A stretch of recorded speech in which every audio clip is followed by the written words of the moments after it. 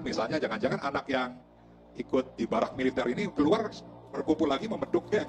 Barak militer bakal bikin geng. Jangan loh Pak, itu kata Bapak ngasih ide loh Pak. Dengan nakal mental, weh, ngeri nih, alumni barak militer nih anak nakal nih. Ya Allah, saya melihat ini sebuah kejahatan terhadap anak. Pak, ini tanahnya aja udah lengket loh. Ya. Bersih gak sih Pak? Pak, ini kumannya nggak naik ke dalam celana saya, nggak naik ke tubuh saya kan Pak? Semakin banyak pembenci KDM di kalangan atas sampai bilang, ini kalau masuk ke barak TNI, keluar-keluar jadi geng motor lebih berbahaya, guys. Wow! Jadi masih banyak banget ya para elit ini yang nggak setuju dengan kebijakan KDM itu memasukkan anak-anak bermasalah atau anak-anak bandel itu ke dalam barak militer, guys. Dan herannya, let's go ya, kenapa pejabat-pejabat serta elit-elit ini malah bilangnya ini kalau semua anak-anak nakal masuk ke barak TNI, keluar-keluar jadi lebih nakal dia, lebih jago. Karena gua nih baru masuk TNI, lu gue sikat lu semua, anjay. Segini bencinya dengan KDM, segini bencinya pejabat-pejabat atau elit-elit melihat ada gubernur yang berusaha untuk memberikan masa depan yang lebih baik kepada anak-anak keluarga kalangan menengah miskin gitu, anjir.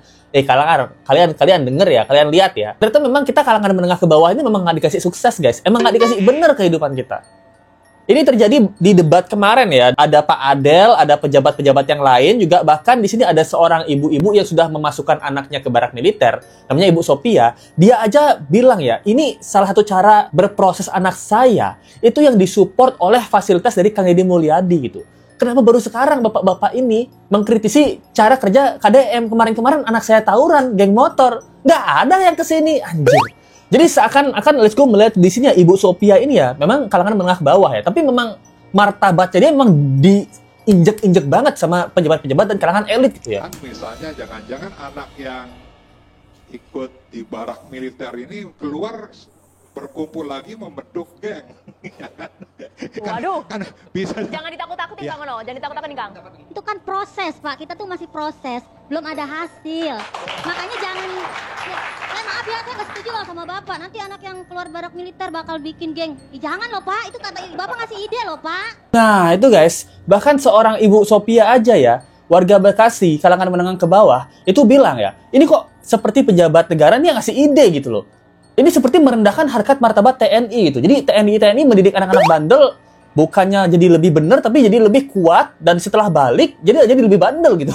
Dia bakal buat geng gitu. Anjir. Ini seorang pejabat mulutnya seperti ini, guys. Anjir, gila nggak?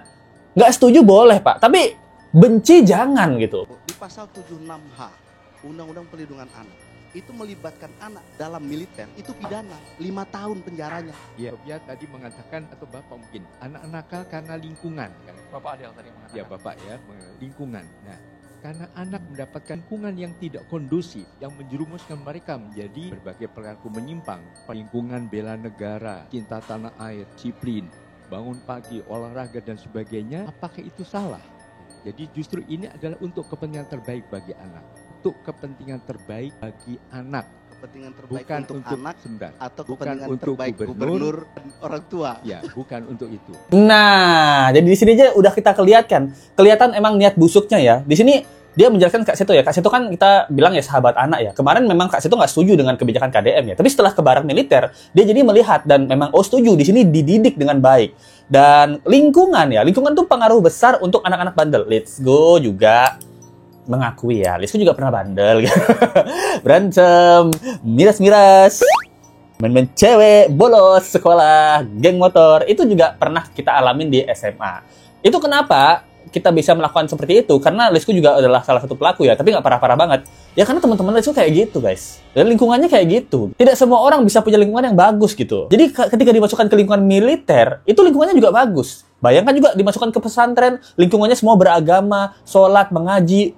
Anak-anak nantinya jadi mengaji juga, sholat juga, jadi ustadz juga banyak kan.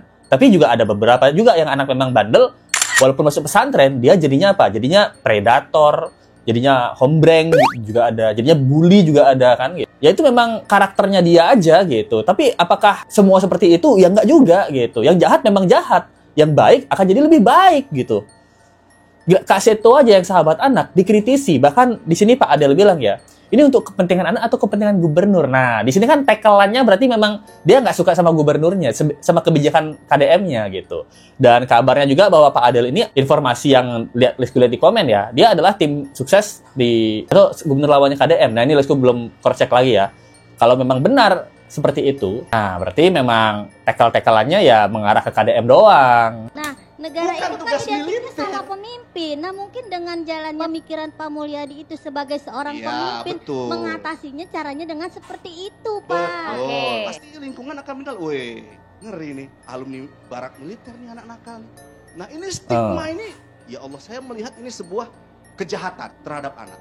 Tugas orang Coba tua. solusinya menurut Tugas Bapak orang tuh tua. gimana? Anak Terutama nakal. anak-anak yang Nih, tawuran. dengar Bu, anak nakal itu ya, anak nakal itu pasti disebabkan oleh lingkungan. Nggak mungkin anak dari lahir sudah ditakdirkan nakal. Nggak. Jadi sebetulnya kembali kepada orang tua dan lingkungan. Belum Tapi diuji. kan belum ada hasilnya juga ya. Berarti anak jadi kelinci percobaan, Bu. Nggak boleh anak jadi kelinci percobaan. Kalau gagal gimana? Nggak bisa. Nah, itu deh guys. Jadi di sini memang nyolot banget ya beberapa ini yang let's go highlight ya. Gimana kalau tiba-tiba anak-anak nakal ini ke barak militer keluar-keluar, dapat stigma gitu. Wah, ini anak-anak nakal keluar dari militer nih, tambah takut nih. Nah, ini kan statement-statement pesimis seperti ini yang selalu dia lihat ya. Dia nggak pernah lihat gitu. Oh, gimana tiba-tiba pas keluar dari anak bandel tiba-tiba saya akan melawan ketidakadilan di negara ini. Oh, bisa jadi kan? Saya akan berantem dengan negara-negara lain yang ingin menyerang Indonesia. Oh, bisa jadi kan? Saya akan hajar pejabat-pejabat yang korupsi di Indonesia ini. Kan bisa jadi gitu. Semua kalau kita lihat positif, ya jadinya positif. Nah, bahkan dia bilang, lingkungan ini yang mempengaruhi anak ini bagus atau enggak.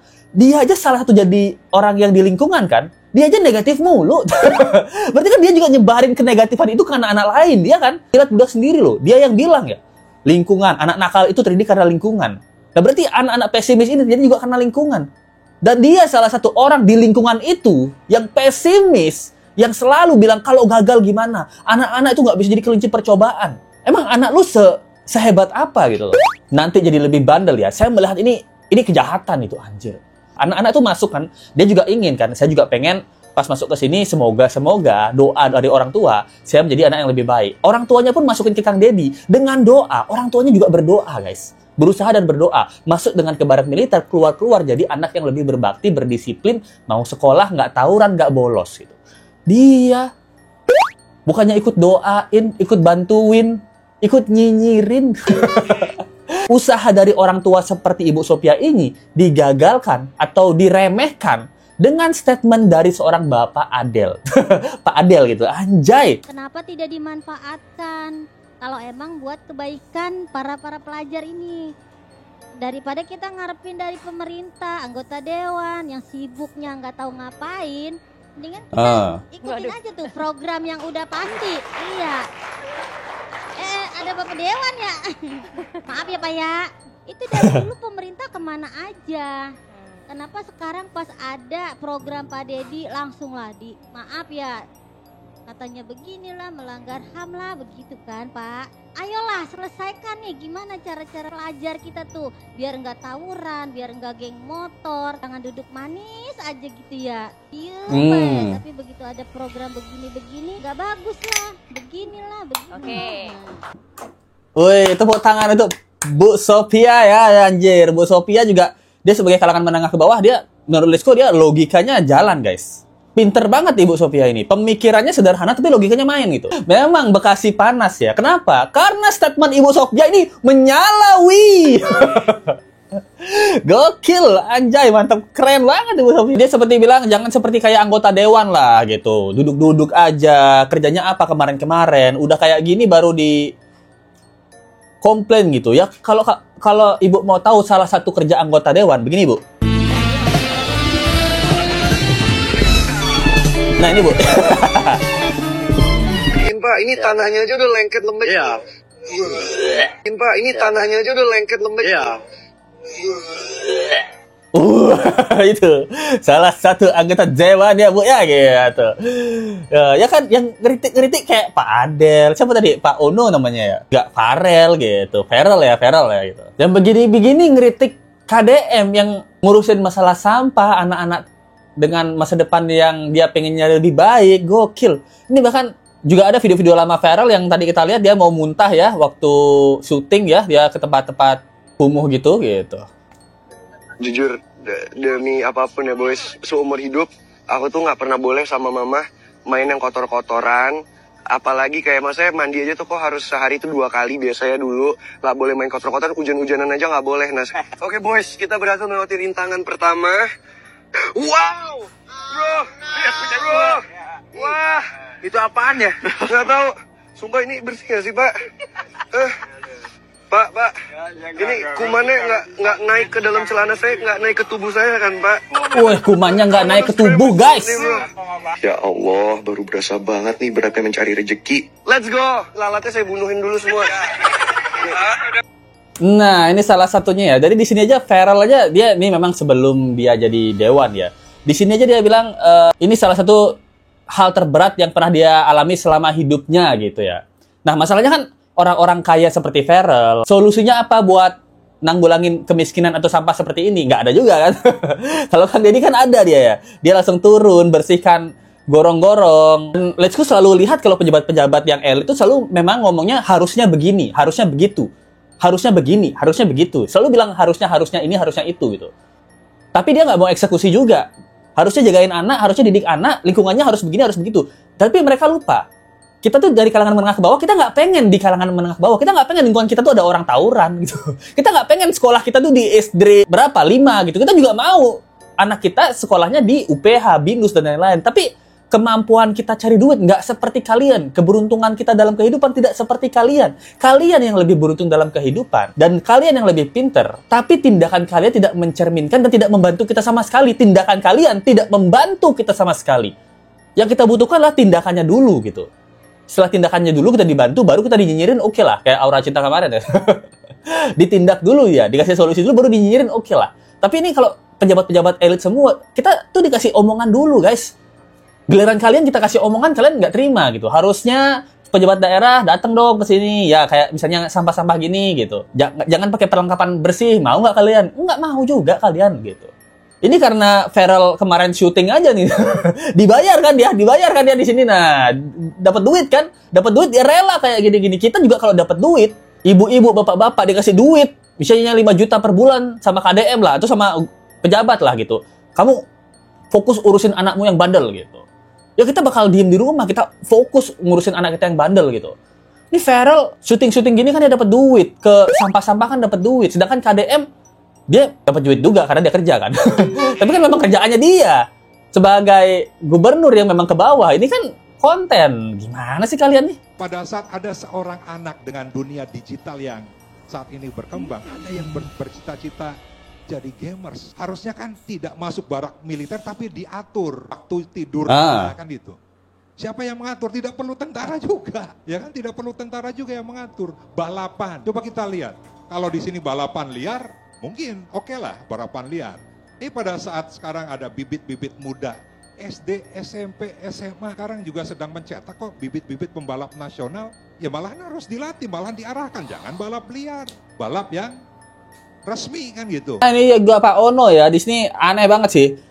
Dia tuh memang omongnya gampang banget ya. Dia bilang ya, ini harus diatur kan waktu tidurnya dan lain-lain gitu. Kan nggak perlu di barak militer. Orang tua pun bisa mengatur tidur dari anak-anak. Pak, kan di sini di mana orang kalangan menengah ke bawah dia sudah mencoba dan itu tidak berhasil gitu. Dia tuh dilawan sama anaknya gitu. Jadi dia gimana caranya biar anak saya nurut ya? Anak saya aja nggak nurut ya. Anak bapak nurut, kenapa? Mungkin makanannya tercukupi, tempat tidurnya enak, di kamar, di AC.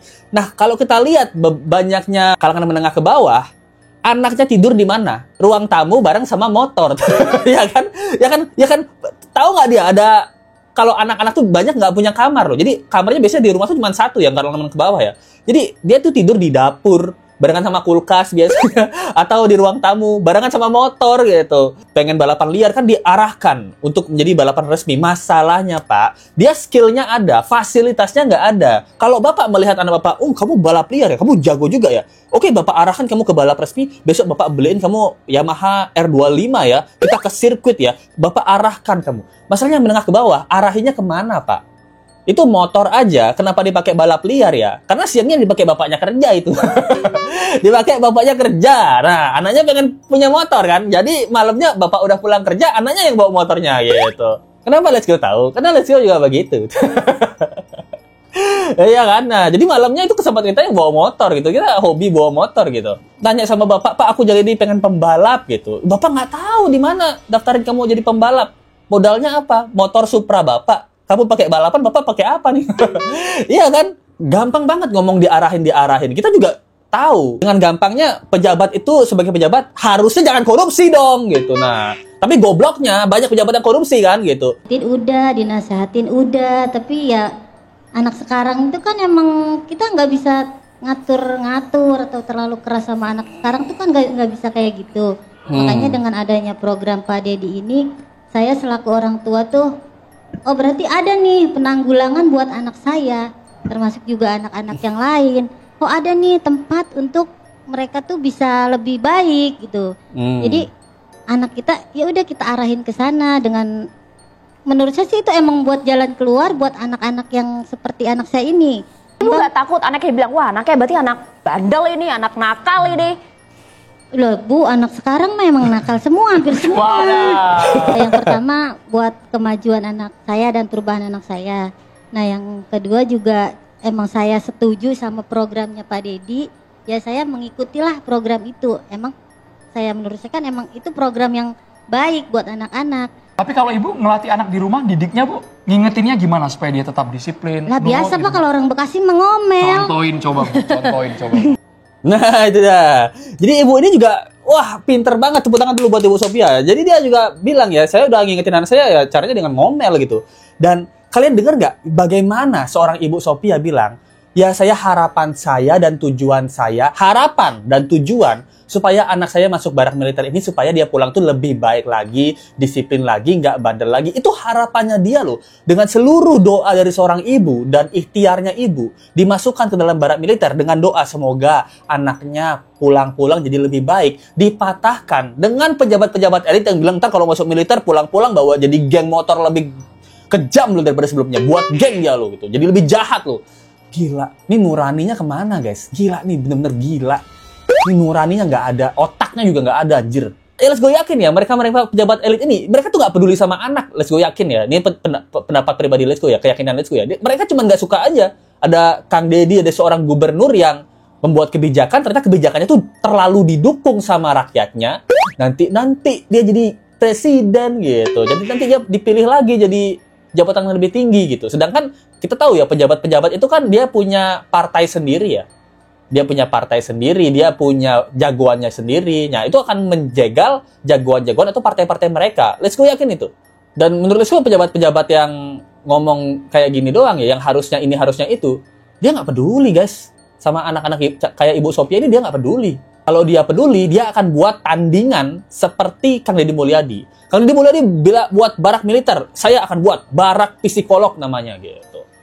Jadi semua anak-anak yang bandel itu akan masuk ke barak psikolog. Tidak ada kemiliteran di sana. Jadi setiap hari di psikolog gitu. Ada psikolog di sebelah dia, di kuping dia, bisikin. Kamu anak bandel. Kamu jangan nakal. Kamu adalah anak baik. Tidak boleh melawan orang tua. Gitu. Terus setiap 24 jam itu dia di kerangkeng itu diikat.